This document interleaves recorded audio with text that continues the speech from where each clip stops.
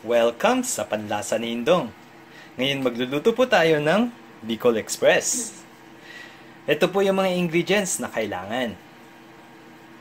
Pork belly, onion and garlic. Kailangan po marami para mas masarap yung Bicol Express natin. Siyempre yung sili, 5 piraso po, nakadpa na po siya. And Baguio beans. Sarap po yan. 2 coconut. Siyempre, yung alamang natin, black pepper, and sugar. Okay, first step na gagawin po natin. Igigisa na po natin yung sibuyas. Sunod na natin yung bawang. And yung pork belly natin.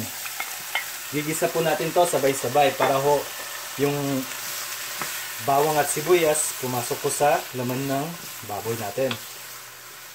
Yun ang pampasala at malasa yung baboy.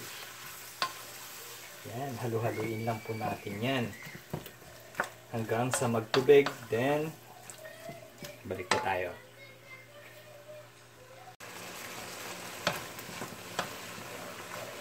Halu-haluin lang po natin siya.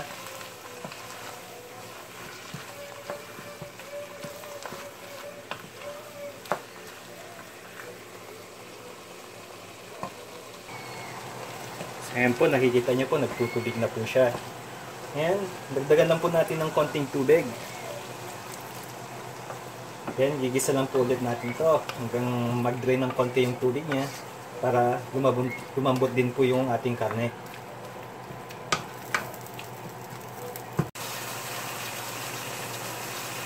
Okay, next step, nakita nyo po, nag-dry na po yung sabaw ng meat natin. And makikita nyo, nadurog na rin yung sibuyas. Yan po ang pampasarap. At kumapit na yung sibuyas at yung bawang sa meat natin. Gagawin natin, lalagyan po natin ng coconut milk. Kalahati lang po ng lata. Then, saka lang po natin ito, gigisa ulit. Hayaan lang po natin mag-dry ito. Then, we go to the next step.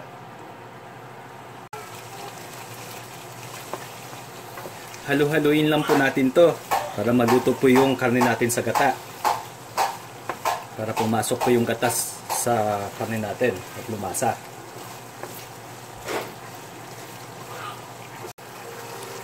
So ayan po, medyo dry na po siya. Ngayon, ilagay na po natin lahat yung mga iba pang ingredients. Yung kalahati ng coconut milk. And yung coconut milk kanina isa.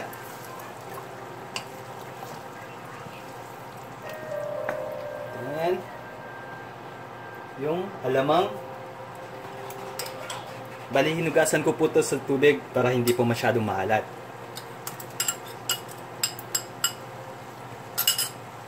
Pag kulang po yung alat, isave nyo lang po yung pinagugasan nyo, tapos yun din po pwede nyong ilagay.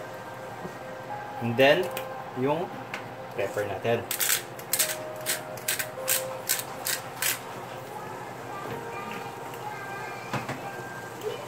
Halu-haluin lang po natin ng konti.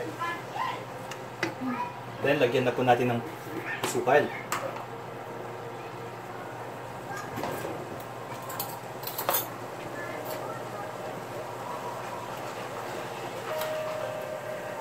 Kailangan maglaban yung alat at saka tamis ng ating Bicol Express.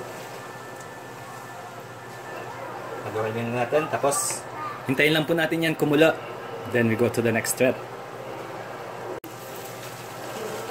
Okay, ngayon timplado na po ang aking panlasa. Pwede na po natin ilagay yung Baguio beans natin.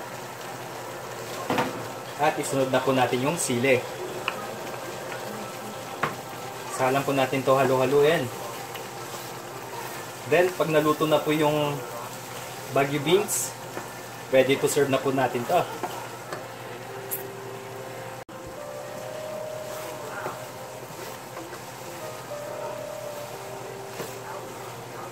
Sarap.